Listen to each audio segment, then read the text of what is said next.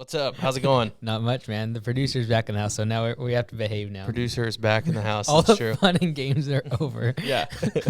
She's been wrangling kindergartners, so Yeah, basically dude. the same thing here. Yeah, I know. Same Very thing similar. as you. Yeah, Yeah, similar stuff. yeah, I love it.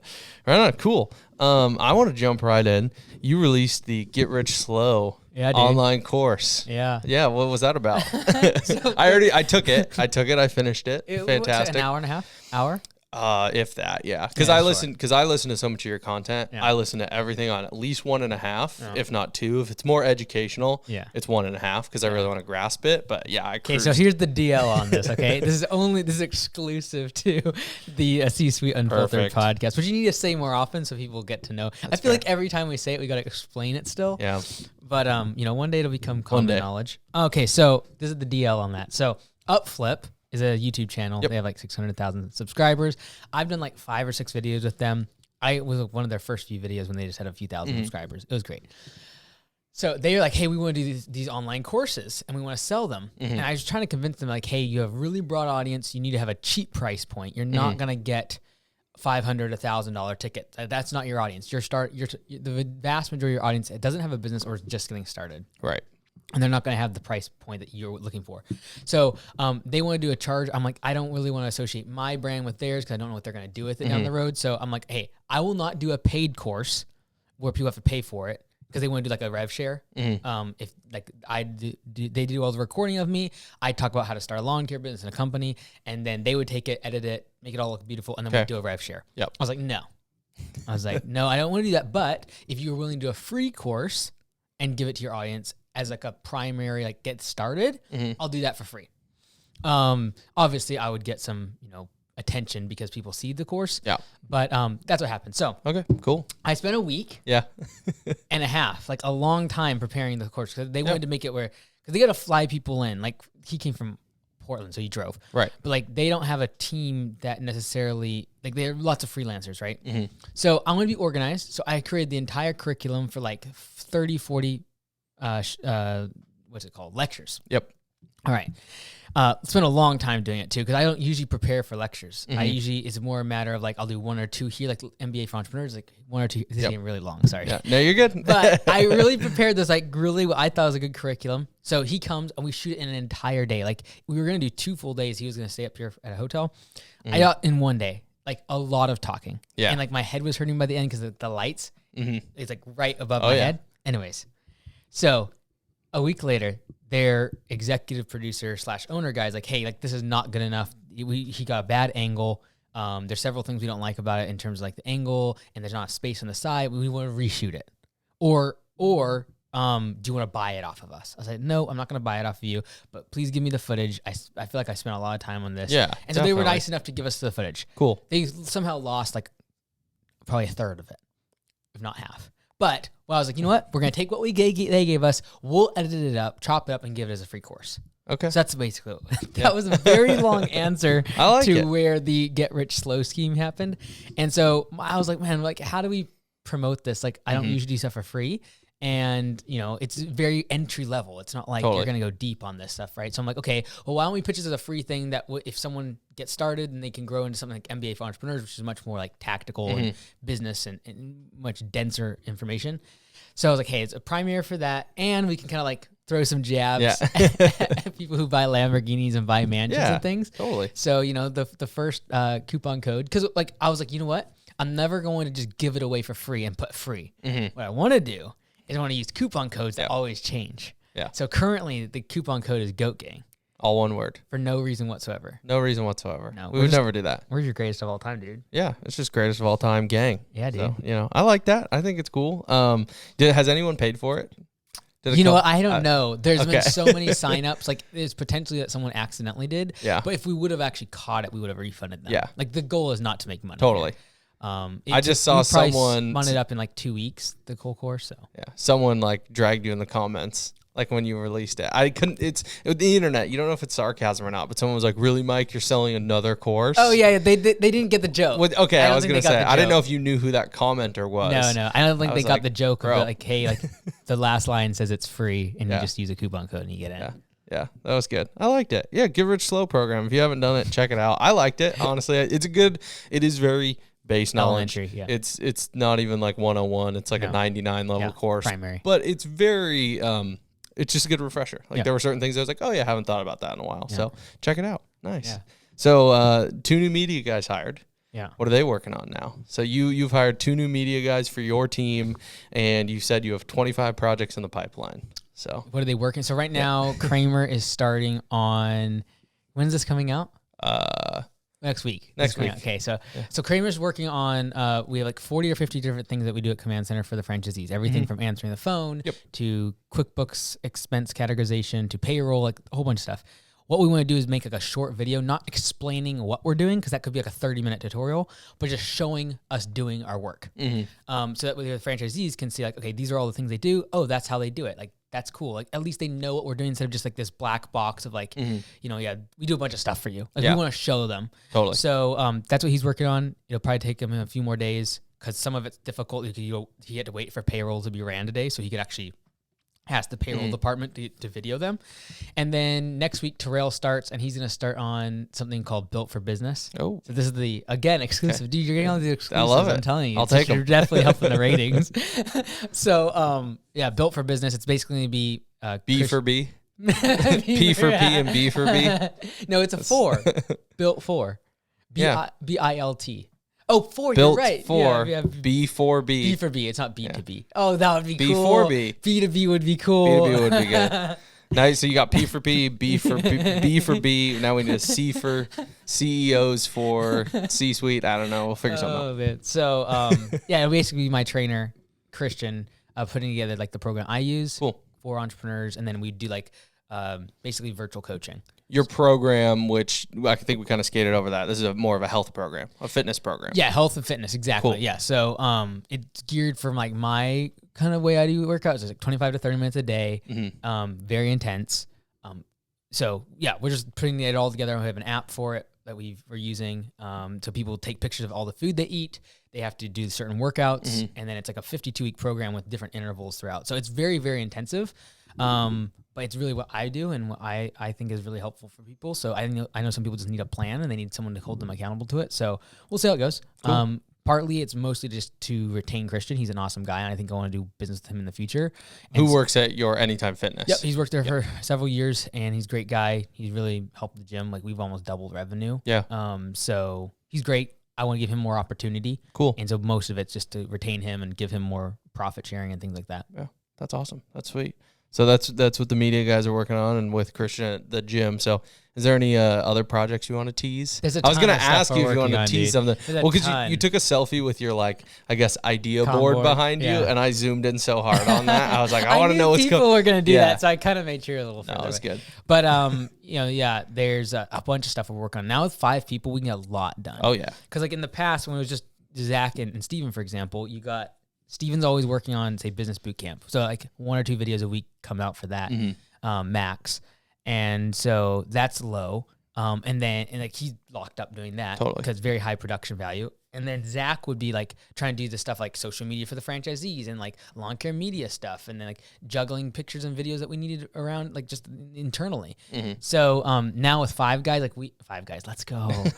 we should be a crush project. So even the day I was able to add some really cool stuff, like I want them to go down for 2 days, and instead of videoing like our local location, like go visit some of the franchisees, go talk to Marcus, who's getting started. Go talk to Nick, who's been doing it now for 2 years. They were both came out of the local shop, like, and I want to like get a little bit more of their story, like, check in with them every few months, and like see how the company's growing. So really for Marcus too, because people know him, and now he's going to starting his own thing, so he has great perspective because he's almost gonna have to step down from like what he was doing to like actually going out in the field now and like getting his hands dirty. So I think it'll be a fun story to kind of track. So things like that we're able to do because we have the people, and we were changing our whole way of doing projects inside the media team. So I think it's gonna be really good. I don't want to talk about it now because like I don't want to say it's great until like we've done it for a few months, but I think it's gonna be really helpful for us to scale the media team over time. Gut reaction, will Business Bootcamp continue on? 100%, yeah. Cool. Yeah, we're gonna change it up. So I figured the change was coming. Yeah. Because just outsider looking in perspective, like the viewership dropped heavily. Yeah. Aaron's story was great, but that was the main reason people watched. 100%. And season 2, the guys are great. I can't think of their name. Will is one of them. Yeah. He's military green. Like great on camera. Great guy. Yeah. The storylines though for drama are just not there. They're not as exciting. Right? Yeah. And so what we're gonna do for now, for the rest of season 2, is going to be just taking pieces instead of making a 45-minute clip. Because the problem is what I felt like we did the first 2 episodes of season 2 is some of the best content was at the end, but like you literally have lost 60-70% of your audience by the time you go through 30-40 minutes. So what we're going to do is take like the highlight reels basically and make 5 to 15-minute clips and have a concept, a thought, right? So like the last one was about like how do you deal with a bad employee that shows up worked high, and how do you deal with that sort of thing. The next one's going to be like how much do you pay a GM? Right, that's going to be like the kernel of it, and then he also got into trouble with the IRS and his accountant.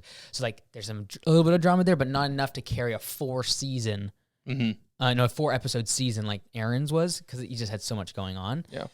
So I think it's just be very difficult for us to ever find storylines consistently enough to run month-long episodes or seasons on people. So our season 3 is going to be, I'm very much looking forward to. Nice. Because we've already started recording for it. It just hasn't come out. So I kind of know what it's going to feel like. I think it's going to be great. It's going to be the 30, 40, 50-minute episodes. However, it's going to be with one person. And we're going to do one call.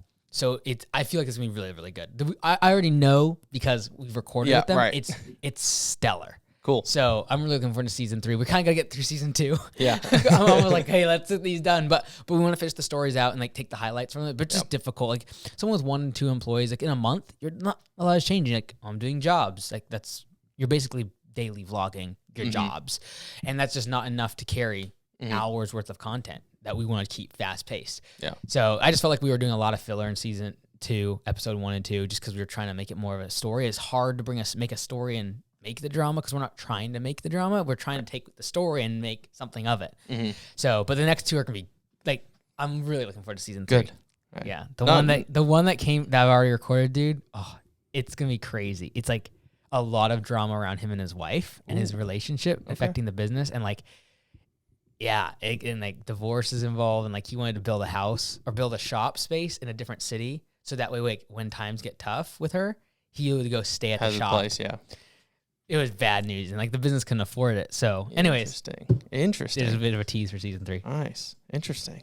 That's a good tease. Here's another tease. I'm intrigued. This is another exclusive, dude. Season 3 is probably going to have Copper Creek cuts. Oh, because he's trying to focus back more on the business. Yep. As he had a big boom back in the day with mowing lawns and things, but there's so much competition in that kind of arena now. His viewership has dropped, so he really needs to focus on the business. Brad? Yep, Brad. What's his last name? I can't remember. I don't remember. Okay, Brad Buer, Beeh. Yeah. Brad from Copper Creek. Yeah, Brad. Everyone knows who that is. Yeah, so we're gonna hopefully help him get the business kind of ramped back up. Cool. And so I'm looking forward to that one because he's good at filming himself. Yeah. And he's really good at numbers and systems, and so that one's gonna be good too.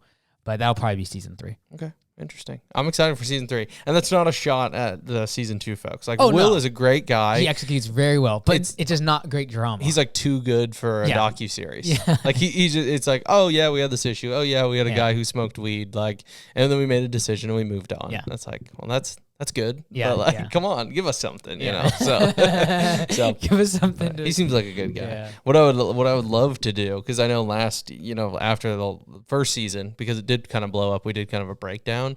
I would love to keep doing the breakdowns if the seasons, have enough drama, juice, enough meat in the sandwich, So, yeah. Because supposedly my advice was not heeded from episode 1 from Aaron. He supposedly went out and got more equipment. Yeah. So, and even some of the advice I gave other people in season 1 supposedly has not been followed up on. So I don't want to jump on the gun too quickly, like recaps. I want 6 months to go by. And even people from season 2, because we recorded a few minutes ago, like people that are in the videos have been fired since the time we recorded. So recaps I think will be fun, like 6 months, even 12 months, because there's a lot more that's happened. That's the problem that we're facing is when you do daily recordings for just 1 month, there's not enough juice. Yeah. Right? So yeah, and employees behave better during that time, etc. Like you got to let some time go, a little water under the bridge, get some drama happening. So some late payments, some car wrecks, something exciting. Firings.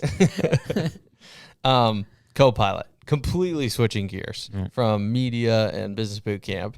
You are, I mean, is there an official launch date? What's the? I know you said February. I'm not putting an exact date on it. We're going to roll out starting mid-February through the end of February. Because this episode will come out like first week of February. So Copilot, we're in kind of the final stages of pre-release. So how you feeling? Yeah, so like we have almost, I guess I was about to say I shouldn't say this, but like I could care less. I don't have anyone to report to. So 500, we have like 500 people signed up. Cool. So I think probably half of those are probably going to just do free and kind of like just check it out. But that gives me a lot of confidence. It also puts a lot of pressure on me in terms of the support side because I wasn't expecting from day one to have that many people in the software. So we are beefing up on support. It's a little scary just because you're hiring people and you're getting offices and desks and chairs and computers, and you're like, I hope there's people to support. So I think it'll be good though. We got some solid people, but I was expecting to do that in June, July. So I had originally promised phone support and stuff down in for summer, but we're gonna pull that right back to day one. Cool. So that will delay us a little bit too. I gotta get the support team up to spec. But we want like an overall update. Just in general, like, right? You're so getting like close. last night, as of this recording, we started the actual rollout of the code. Cool. Right? So it's all been pre-production now. We have designing and we have development. When you start merging those together, just stuff breaks. It's just a pain in the butt. So I'm not looking forward to the next 2 weeks before launch because I have to basically we just have to, as a team, bring all this stuff together. A lot of different projects we've been working on and features and smashing those together. The KPI cockpit, I'm working on that still. I got to still work on some of the 3D stuff. So with AI, that's probably going to get pushed off. I'm going to push that off into March because that part is just, I need to focus on the KPI stuff. Don't you need like sample sets to test the KPI cockpit? You need people to get in and break stuff. Exactly. Right. And so fortunately, at the beginning, we're not having the AI go and do things for you. It'll just be more like, here's notifications, here's suggestions. So I'm okay with there being mistakes because someone will be like, oh, this is obviously incorrect. And then we know.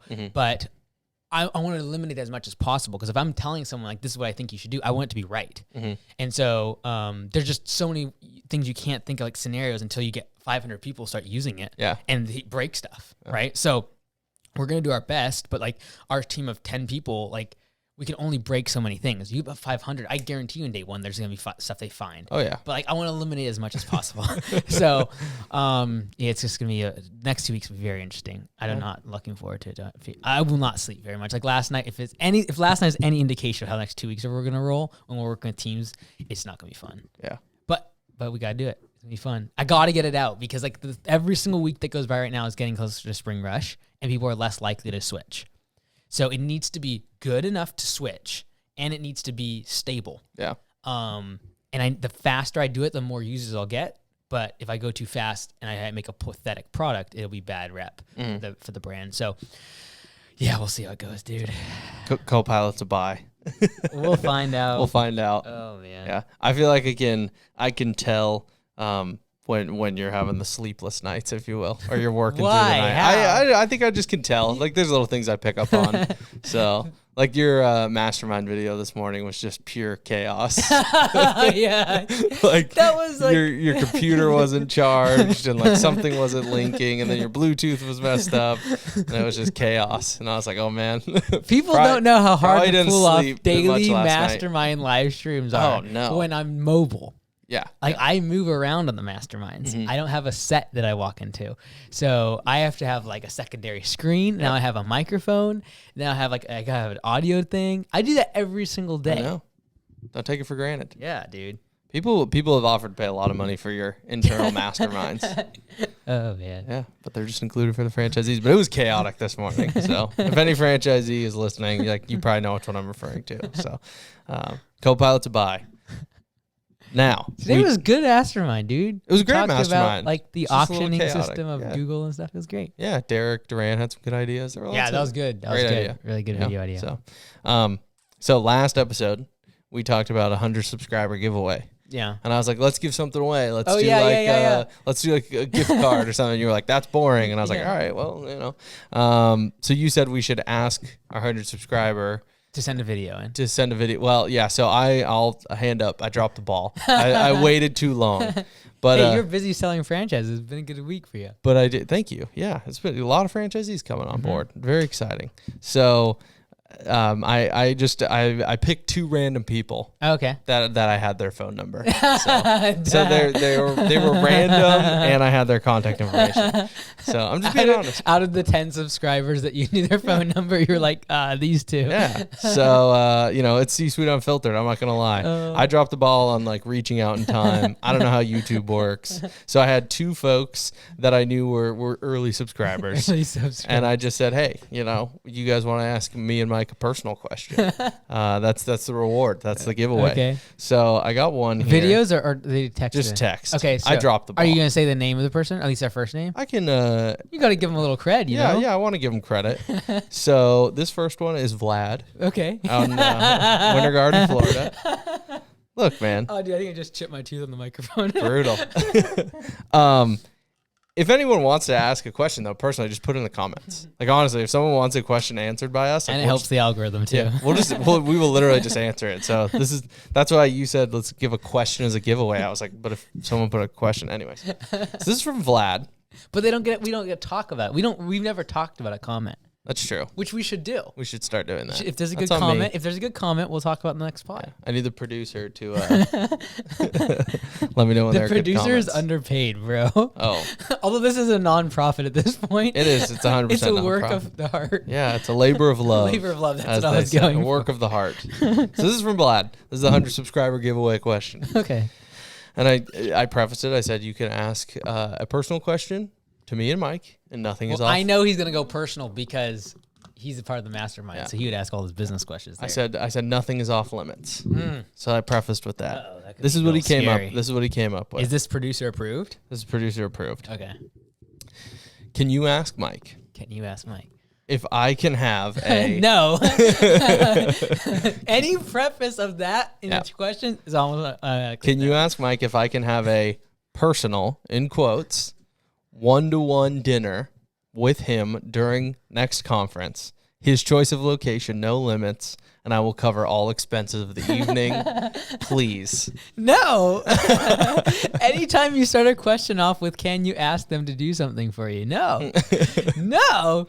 I'm going to say no. He wants to have 1-on-1 dinner with you. I know. Well, there's other people too, but the thing is like, if someone asks for something, I have now this new thing. If someone asks me for something, it's an automatic no. Okay. It's 1,000 subscriber giveaway. Okay. Maybe do a 1-on-1 dinner. Sure. How about this? If we hit 1,000 subscribers before conference, then yes. Okay. How's that sound? So Vlad needs to go needs to plug the pod. I love that. There you go. You heard it, Vlad. If you get us 1,000 subscribers before conference, you get a 1-on-1 dinner with Mike. And not to bash Vlad. No. But if you ever want something from someone, don't ask that way.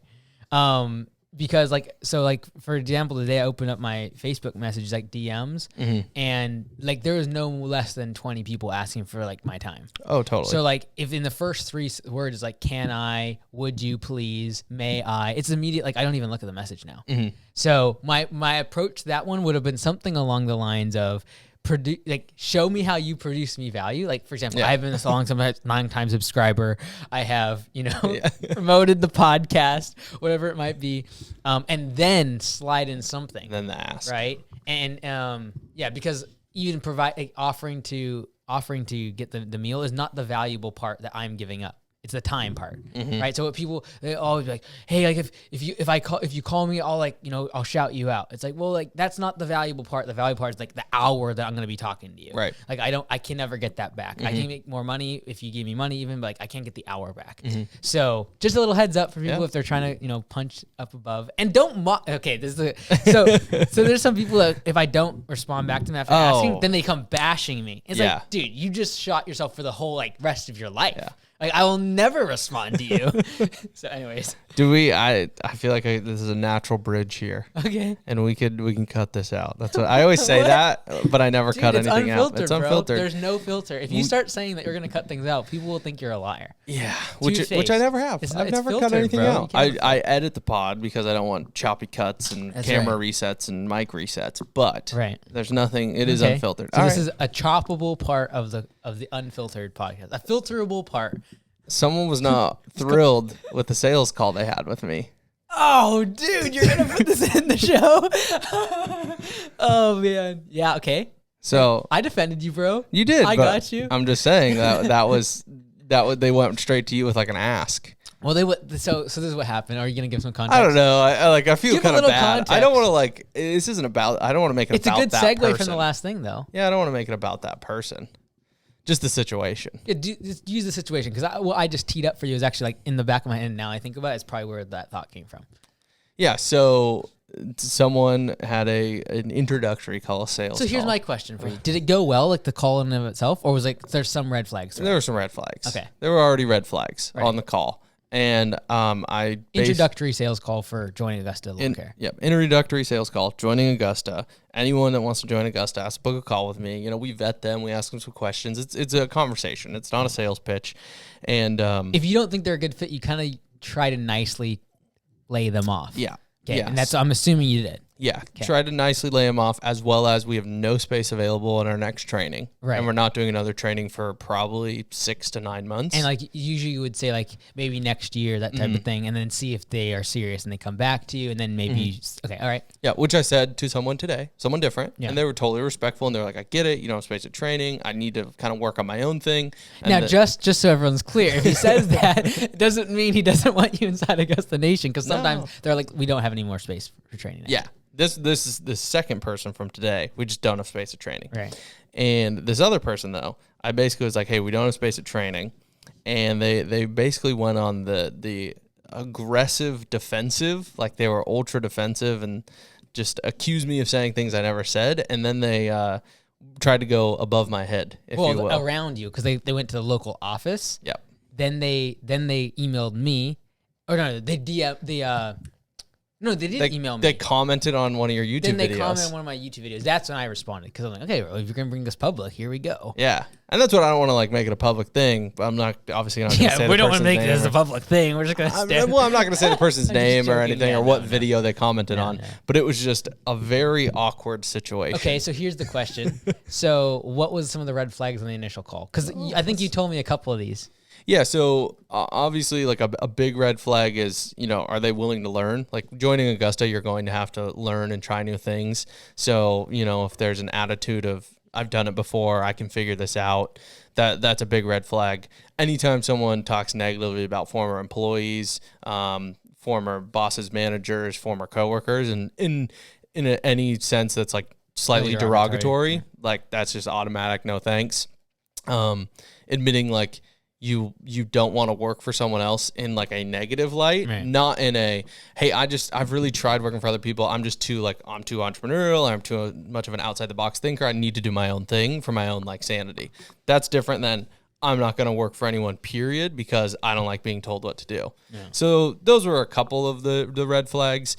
And when people kind of hop on a call with me to join Augusta, and it's very much I'm ready to join. It's whoa, let's pump the brakes. And some people I've told very bluntly, I just say, this is as much as an interview of you asking me questions as it is me asking you questions. Yeah. And some people that come in a little too hot, I'm like, we turn away more people than we let into Augusta. So just a heads up, I want to vet you. Yeah, so. We reserve the right to refuse service. Yeah. So it was an awkward situation. Yeah, because he wanted in really bad, and we're like, no, just because you have the money. That's the thing that is just because we offer it does not mean we have to let you in just because you have the money and want to join. Right. We are not obligated to let you inside. Yeah. And I tell people when I do the videos with them too, because I sometimes send them personal videos, and I'll be like, we don't let everyone in. If I think you're a good fit and Lee thinks you're a good fit, that's not the majority of people. The vast majority of people who book a call with you never join. Mm-hmm. So, yeah. So don't go straight to the ask. Yeah, and that's what the guy was essentially denied by me, and then he went straight to you with an ask. Yeah, so my response back to him on YouTube was look, you've got to follow systems at Augusta, and part of the system is like you've got to contact the correct person, and like there's no one that's gonna come to me and try to get in the franchise if you're not going through Lee. Yeah. Like I've never, questioned when you say like they're not a good fit, and I've never said like this person must come in. Like never. And so there's not like trying to make that happen, be like, oh, Lee, we have to let him in because he emailed me. Yeah. Like that's not gonna happen. Initial red flag, now that you brought that up, is following systems. When I've already sent someone my calendar link and then they're like texting me or emailing me about a call, I'm like, I've already sent you the link. Book it. Yeah. I will set aside 45 minutes for you, and I will be prepared to talk to you. And like, I want to give you my full attention. If you're texting me, calling me, emailing me, I'm not going to give you my full attention. And it's not like that we're obnoxious. It's the fact that those are early indicators of something that becomes a much bigger problem down the road. And we've only learned that because now we've done it for a few years, and we see the patterns of like who causes the most issues for us, who doesn't end up working out and ends up closing their location. Like it's pretty, episodic. Like we've seen the show before at this point, right? So it's like that person, they might have really wanted to join. They might be a great fit at the beginning, growing their business really quickly, but it's like, okay, so what's going to happen when like they haven't implemented P4P, they have 10 employees and they're going off the rails. Like that's the type of thing that we're thinking about now, right? Yeah. So, and now that we are profitable and we've kind of crossed the 100 location marker, it's like there's no rush to get more. Yeah. Like we kind of had to get to 100 just so we could like make it sustainable. But now it's like, look, I'm not in a rush. We don't have a target of goals, a number of people. We just want to keep the group as awesome as it is. Yeah. Like I'm gonna have to spend time with you at conference. And like, I want to be able to walk up to you and shake your hand and like, not be like, this person's weird and dumb. I don't like them. So I'm gonna have to deal with you for the next 10 years. Yeah. So we have, as of last night, 119 now. Let's go. Officially signed up. The rest will be coming to training in February and then launching into spring with 120 locations probably. Yep. So it's going to be exciting. Yep. There's no more available training all the way to what, September? Probably September. Yeah. But I don't want to say that because I don't want to be accused of saying wrong training dates. So just being honest. Oh, man. All right. So that was Vlad's question from a subscriber. But I also sent to another person as a backup. Okay. Because I was like, well, what Vlad? No, I have full confidence in Vlad. Vlad was first. So you didn't have enough confidence to think that Vlad, that's the truth. I already said hand up. Do you want the full unfiltered truth? I sent them a text like an hour ago. I was like, oh no. I forgot to tell people that I need 100 subscriber questions. Let's go. That's what happens. You fall apart when the producer has to go back to school, dude. 100%. Yeah, the producer holds it all together. Let me tell you. So I sent to another loyal follower. Another franchisee? Oh, yeah. It's another franchisee. Look, if you are not in the... Somehow the subscriber count's going to directly correlate with the number of franchisees. They auto-subscribe. I thought about that the other day because I set up their Google account. I was like, I could auto-subscribe every franchisee to our podcast. Oh, because I set up their Google account. Bro. So, anyways. We have 1,000 locations and your subscriber count's going to be 1,001. Yeah. The 1,000 franchisees and then the producer. Oh, 1,002, baby. So, all right. Man. I'm going to keep this person anonymous so that way people see it as a very valid question. Not that this person would be invalidated by their name, but I don't want them to know. You just invalidated the question. All right. Well, then see, we'll cut it probably out. Marcus. This got to be Marcus. Yeah, I knew it. Let's go. I was like, all right, if Vlad doesn't text me back, I'm texting Marcus. Back up. Okay, so now I expect this to actually be a really good question, too. Yeah, because Marcus is just a phenomenal human being. And he knows me really deeply, so he's not going to He does. Surface. He knows you. So, same preface. Okay. You have a personal question you want to ask Mike and I to answer on the podcast. Nothing is off limits. Uh-oh. And he said, verbatim, what is something, and I haven't thought about my answer, so we're doing it live. Okay. What is something each of y'all have done that you deeply regret and would never do again? How did this impact you/your decision-making process after the incident? Okay. Is this personal or business only? I mean, it is. We did say a personal question. I know, but I don't really have anything personal. I think I would definitely never make a mistake in your personal life. No, like nothing I deeply regret to that level. This guy over here. No, like it's all good. You think? It's all fine. I have the business one. I'm trying to think of personal. You go ahead. I'll try to think of personal. I have the business one on the tip of my tongue. Well, I think I can think of a lot of business ones. Okay, I'll do the personal one's tough. Then you do business one. Okay. So my business one would be I started Reset Mind and Body. Basically like my first foray out of lawn care and landscaping. And cost me probably about $100,000, basically to realize that like, okay, I'm getting into something that I don't have any expertise any more than anyone else that just has $300,000 or $400,000 laying around. So it's just a stupid idea. It's like when people are like, they do lawn care and landscaping, like, I'm gonna go do HVAC. It's like, look, you have no skills that are gonna like transfer over besides just being a good leader or marketer, right? And in my mind, I was like, oh, I can take those skills and like we can build something up underneath this. It'll be great because it complements in the winter when lawn care is not. I just made sense of something that I was like, dude, stay in your lane. Yeah. And so I cut the cord after like signing a lease, so that I had to pay like $80,000 plus just to break the lease. Yeah. And then $20,000 in like designs that we were gonna do and like all the rest of it. So spent $100,000 instead of $400,000 because that's what it would have taken really to launch it. But it really just solidified me like stay in your lane. And that's why like over the past few years, it's been like I've done other lawn care stuff like home service CPA, lawn care media. Like they all hit home runs because like I know what I'm doing in those. Like I feel like I'm in the 99.99 percentile. I was like I was square one with Reset Mind and Body. Yeah. Even though I think it would have been a great idea. So not all good ideas need executed against. It's fair. Reset was such a cool idea. I was excited. I was very excited for it. But do you think it's ever something? Maybe, but like I'm not gonna spend my time on something that I'm not the best at. So, and I feel like a lot of people probably don't know what Reset is because that was a few years ago. And you're following. Yeah, it was gonna be like cryotherapy and saunas and cold plunge and red light therapy and that sort of thing in like a studio environment. And you could come in 24/7. And it was really going to be focused more on mental health, which I'm pretty passionate about. Elevator pitch, high-end mental health gymnasium. A 24/7 gym for your mind. Yeah. That was kind of the goal. Place to kind of like do meditation, prayer, stuff like that. So, just decided not to do it. Like I just knew like literally 3 months into it, like, okay, I could just cut the cord here, lose $100,000 and walk away, or I could just like, I'm going to do this. And I'm glad I cut the cord. Yeah. It was a cool idea. Yeah. My business one, I have one that comes to mind pretty fast. I very poorly handled a customer. So you probably never heard of it. Like it was a minor issue that I probably would have never brought to your attention. This is your biggest business regret. Can you think of something? I can think of yeah, of course, I know. What are you thinking about, the mutiny?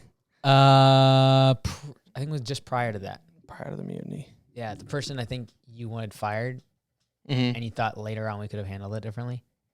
Yeah, that one did come to mind. Okay.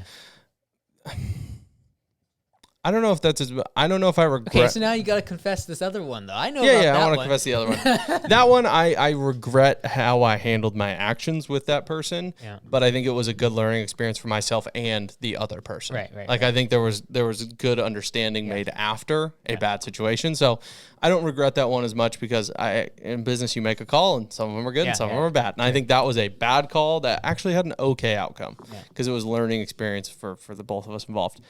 Mine is, and I still think of this, I can't think of the customer's name, and I wouldn't say it, obviously, but it was a pretty bad regret. It was just in the chaos of spring, and, you have other customers mad at you, and you got employee drama, and, like, the whole nine, right? We had set up an annual contract with an HOA, so always a good time dealing with HOAs. Start off on the wrong foot. We set up an annual contract with an HOA, and all we had to do was, like, brush clearing twice a year brush clearing. And it was around the retention pond. Oh, yeah. I know this place. Yeah. So, honestly, the job went fine.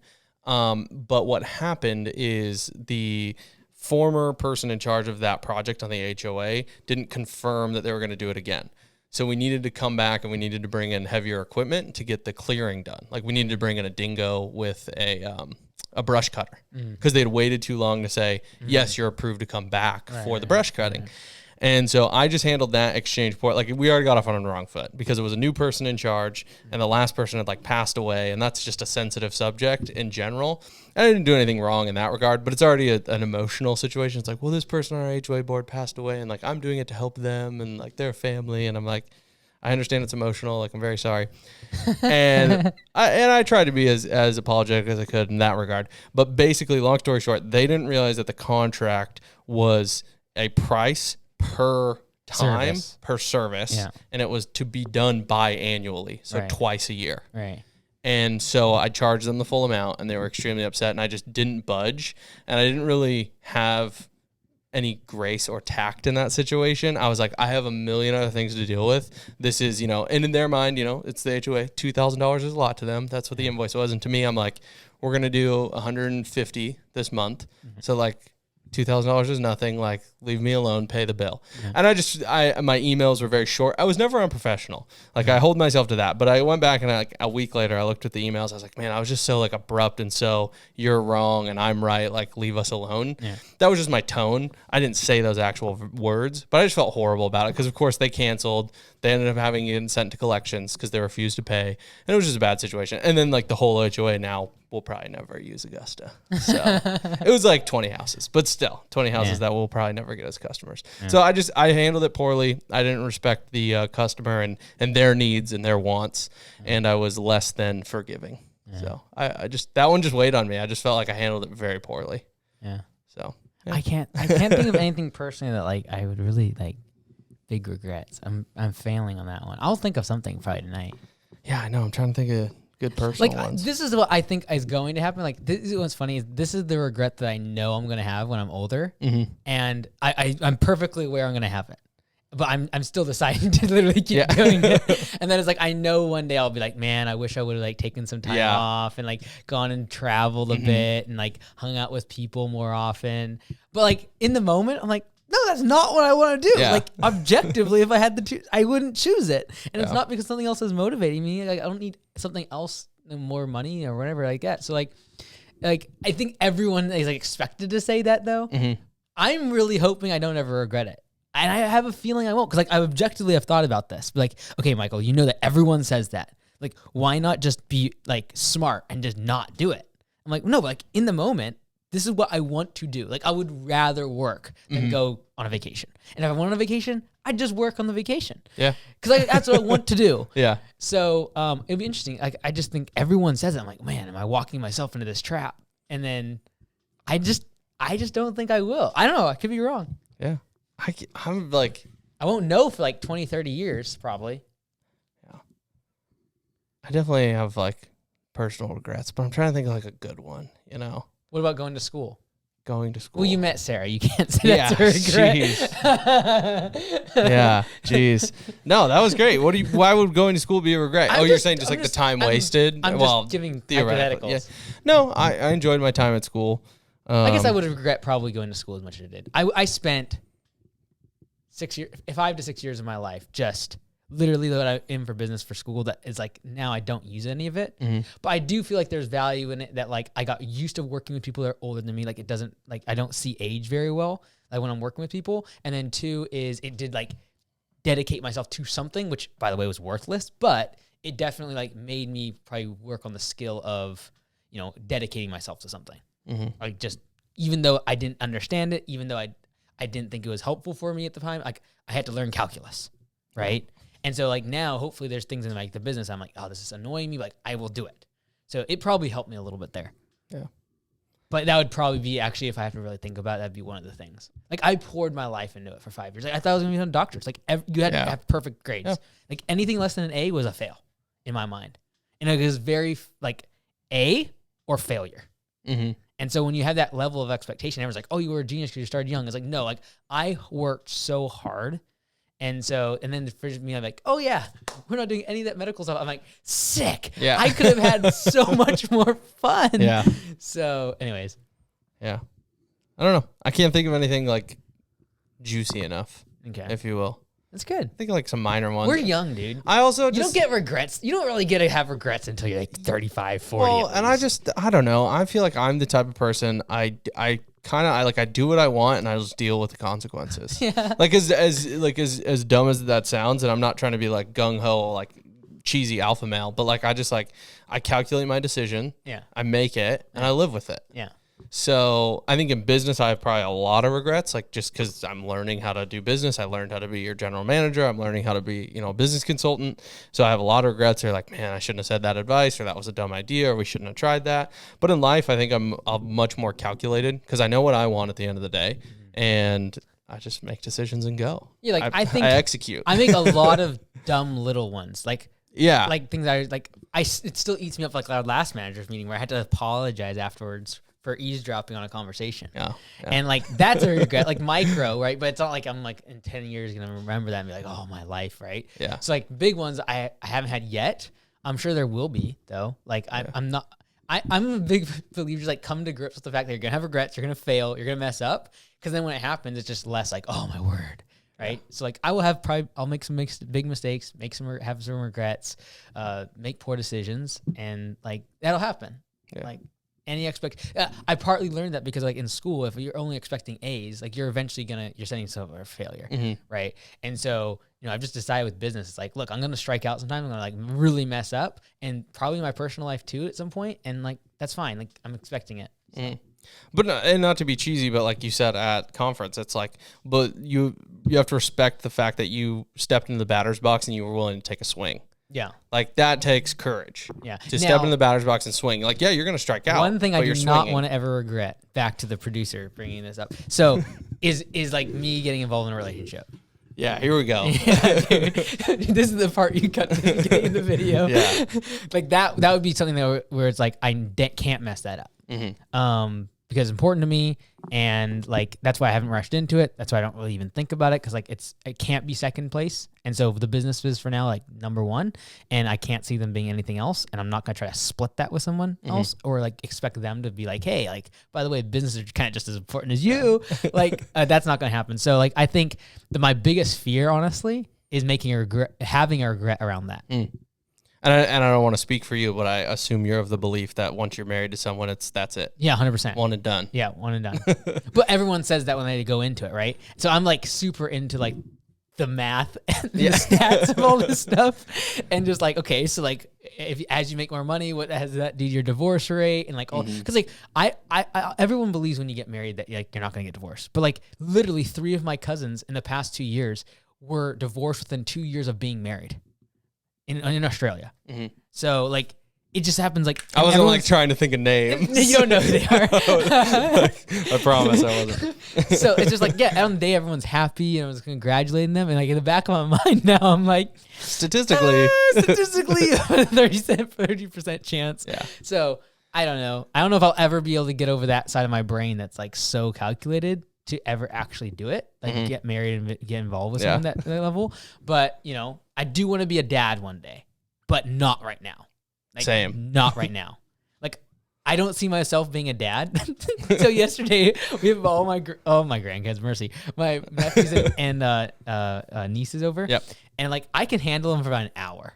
But like, when they're starting to like cry because like someone didn't sit next to them and they got to go to the bathroom and they didn't like something in their food, I'm just like, I would die. Yeah, dude. But you can get a nanny, and that's my goal. Is like by the time that I would have the kids, numbers you've crunched? That's the numbers we crunched, bro. We got to be able to afford a really expensive nanny that can just handle the kids when I'm fed up with them. Yeah. That's the solution. I like that. Sorry, this is not really going over well. This is good. Producer. No, I think it's good. I think I agree with you on the kid part. And I'm not ready as a father either. Like I'm not ready for it, because I would want to be like, shut up. Yeah. I will say this though, now I can lord this over you. This is the one area where I can say I'm ahead of Mike Andes. Dude, you are 100% ahead of the game. I have been married for 3.5 years. You will be for a long time. Woo, 3.5 years. Almost 4. Yeah, 3.5 years. Speaking from experience. You almost have a degree, bro. Yeah. We're close. I've done some extracurriculars. So we don't want to ask about extracurriculars. No. It was an internship. It was a one-time thing. And I have a group chat with a couple of my best friends from college, and I went to a Bible school, so take that into context. But one of my best friends, he wanted to make a dumb decision, and he was like, the lady said no. And this is his girlfriend. He's probably planning to propose at some point. I don't know. I don't want to speak for him. I know he listens. But so anyways, it's his girlfriend. They've been together for a while. And he was like, she said no to this. How do you guys do it? And a couple of us are married in the group. And he was like, hey, Lee, Connor, give me some marriage advice, 5 words or less. And my buddy Connor said something very smart. So this is free marriage advice for you. Thank you. Which is be okay with being wrong. And I feel like, if anything, you're the type of person who needs to hear that as well as me. Like, just be okay with being wrong, man.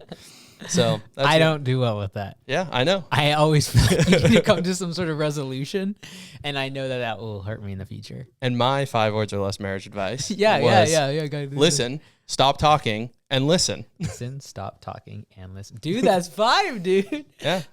Let's go. Are you saying something about Sarah right now? No. That was my piece of advice. I feel like good. if she brings something up, sometimes I'm just like, well, no, it's wrong because X, Y, and Z, Yeah. or no, I don't agree because ABC. Yeah, my problem is because I'm a very calculating person. I'm always planning in my mind. I always like to say things against people, not because like I'm against them, but just because like I don't know. I think it's partly how I was raised. Oh yeah, like my mom and dad dynamic, but like. I always want to say, like, if they say a statement, it's like immediately like counteract it. It's like so bad for a relationship. For you were saying you would always counteract them. They weren't counteracting each other. I always want to be like the devil's advocate. Yeah. No, I mean, I see what you're saying. Like, yeah, my mom's much more that way. Like, so you say something like, well, what about this? Yeah. Like just for the sake of being devil's advocate, right? But it creates some friction sometimes, and so I'm sure I'll be the same way. I feel like your dad is like the least combative person I've ever met. 100%. That's why he does a good job. They've stayed together for 30 odd years, whatever.